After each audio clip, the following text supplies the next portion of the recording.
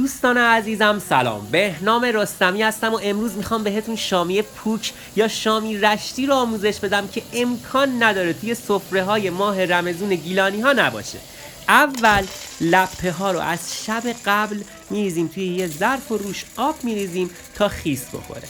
تا صبح یکی دو بار هم آب لپه ها رو عوض میکنیم. حبوباتی که گیلانی ها برای شامی پوک استفاده میکنن توی شهرهای مختلف متفاوته. از لپه، لوبیا و نخود معمولا استفاده میشه. نخود رو هم 24 ساعت خیس میکنیم، بعد لپه ای رو که خیس کردیم آبکش میکنیم تا آبش کاملا ازش جدا بشه. ما امروز میخوایم با لپه و نخود شامی پوک درست کنیم، چون لوبیا معمولا خیلی کمتر استفاده میشه. این از لپه هایی که خیس کردیم و نخود رو هم که چند بار در حین خیس خوردن آبش رو عوض کردیم آبکش میکنیم و اینم از نخود. حالا نخود رو میریزیم توی قابلمه، لپه ها رو بهش اضافه میکنیم، یه دونه پیاز رو هم از وسط نصف میکنیم و به قابلمه اضافه میکنیم. زردچوبه هم بهش اضافه میکنیم که باعث میشه بوی زخم حبوباتمون بیشتر گرفته بشه. حدوداً 2 لیوان هم بهش آب اضافه میکنیم. بعد درش رو میذاریم تا حدوداً 1 ساعت بپزه.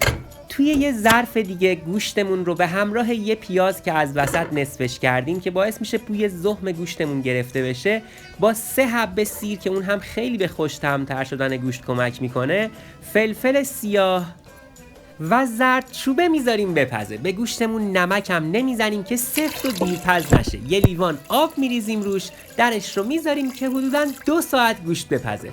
بهتر از مغز ران یا گوشت گردن گوسفند برای این شامی استفاده کنیم. بعد از 1 ساعت میایم سراغ لپه و نخودمون که فکر میکنم دیگه کاملا پخته باشن.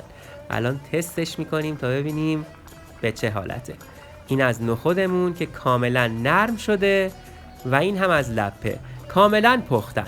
حالا آبکششون میکنیم و صبر میکنیم تا آبش کاملا کشیده بشه. لپه و نخود هیچ آبی نباید داشته باشن. حالا بریم سراغ میکسر و درش رو باز کنیم که لپه و نخودی که پختیم و آبش کشیده شده رو کاملا میکس کنیم. البته شمالیای قدیمی همه مواد شامی پوک رو با سنگ و نمکیار کاملا له میکردن، ولی برای لپه و نخود دستگاه میکسر مناسب تره. کاملا لپه و نخودمون رو به این صورت میکس میکنیم تا پودر بشه و کاملا یک دست بشه.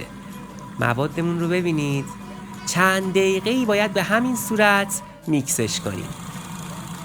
نخود و لپه ما هم حاضره. ببینید باید به این شکل در بیاد.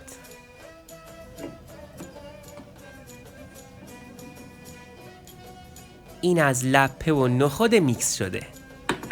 حالا بریم سراغ گوشتمون که 2 ساعت پخته و آبش هم کامل کشیده شده. گوشت رو دیگه نباید بریزیم توی میکسر، چون باید بافتش رو توی شامی کاملا حس کنیم. گوشتامون رو ور میداریم و کاملا ریشش میکنیم به این صورت. یکی از جذابیت‌های این شامی همین حس کردن بافت گوشت داخل شامیه. حالا لپه و نخودی که میکس کردیم رو میریزیم داخل ظرف.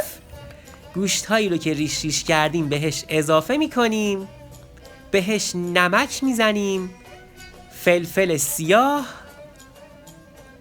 و 2 تا تخم مرغ هم میشکنیم توش. بعد اول موادمون رو یه مقدار با کف دست هم میزنیم تا به خورده هم برن و بعد با پشت دست چند دقیقه خوب ورزش میدیم تا موادمون حسابی چسبندگی پیدا کنن و ملات شامی رشتیمون آماده بشه. به این صورت موادمون رو چند دقیقه خوب ورز میدیم. بعد کف دستمون رو خیس میکنیم و یه قاشق بزرگ از موادمون رو بر میداریم و به شامی کف دستمون شکل میدیم. ببینید به این صورت به اندازه یه نعلبکی بزرگ و گرد درش میاریم و کف دستمون کاملا صافش میکنیم. اگه دستمون خیس باشه اصلا نمیچسبه. وسطش رو هم یه سوراخ ایجاد میکنیم تا بهتر مغز پخت بشه. بریم سراغ سرخ کردنش. روغن رو داغ میکنیم و شامی ها رو به این صورت میندازیم وسط روغن داغ. اینم یه شامی دیگه و در حین سرخ شدن به این صورت روغن رو میریزیم روش تا کاملا مغز پخت بشه. بعد از سرخ شدن یه طرف شامی برش میگردونیم تا اون سمتش هم سرخ بشه. به به چه خوش رنگ و رو هم شده. بافت گوشت رو ببینید، این شامی فوق‌العاده است. پیشنهاد میکنم حتما درستش کنید. لطفاً اگه این آموزش رو دوست داشتین، برای حمایت از من این صفحه رو سابسکرایب کنید، این پست رو لایک کنید و نظراتتون رو در مورد شامی پوک یا شامی رشتی زیر همین پست برام بنویسید. اینم از شامی پوک یا همون شامی رشتی که کلی طرفدار داره.